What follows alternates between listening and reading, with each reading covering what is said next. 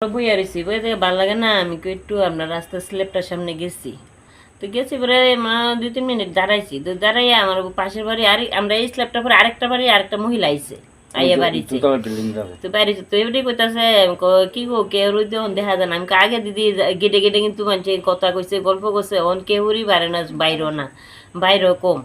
তো ইয়া করছে আমার তুমি বাইরো না কেরে আমি আসলে কথা জানি করো সেলাই টেলাই লইয়া বইয়া থেকে বাইরে কম ওই বাইরে বাইরে বাইরেন পড়ে না বেশি। তো কত কথা কইতে হতে তাই গেছে গেছে পরে দিয়া মানে একটা দুটা তিনটা বাড়ির পরে বাইকটা থামাইয়া রাখছে। বাইকটিকে আমরা সামনে দিব তো গেছে, আমরা লক্ষ্য করছি না কত বাইক তো যায়।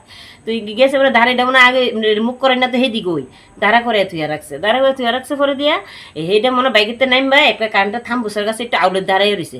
আর এটা না শুধুই ফোন সার ওই মনে হ্যালো হ্যালো কথা কইতে কইতে আমরা স্ল্যাবটা আছে না, স্ল্যাবটার সামনে আইসে আইসে আরেকটু আগাইতেছে। আমরা দুনো মহিলার গলা তুই কিন্তু চেন আছে, তার একটা মহিলা আরেকটু আগাইতেছে। তারপর এমন তোর খুঁজতেছে, আমি তো স্বাভাবিক আমি জিগামু তোমরা কি কারে খুঁজতেছেন, আপনি কারে খুঁজতেছেন কয় মনে মনে ইয়া কিতা নাম জানি কিন্তু কইলো হ্যাঁ ওদের ভারী কোন কেন।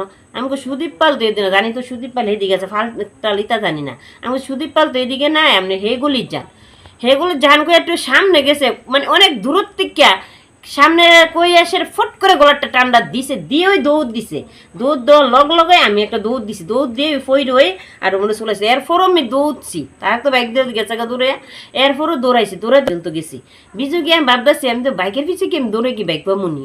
আমি তো শুধু বাইকে দুজন আসলো এরপরে দিয়ে আমরা দুজন মহিলা দাঁড়িয়ে রইছি দাঁড়ার পরে ওই টান দিয়ে উলিয়া গেছে আর কি। কতটুক এটা প্রায় এখানে কাছাইব আর কি 12-13 আনা 14 আনা মতন হইব, 14 আনা ঘটনাটা 5:30টার পরে হইব।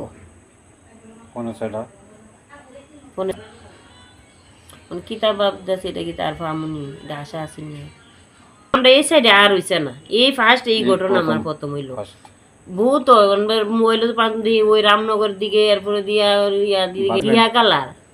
ঘিয়া কালার নেবু ব্লু কালার ওই সামনেরটা চালাইনাটা। আর যেটাই এটা খুব ভদ্রভাব ওই কথা কইতাছে ঘিয়া হ্যাঁ দেখলে তো চিনি মুই।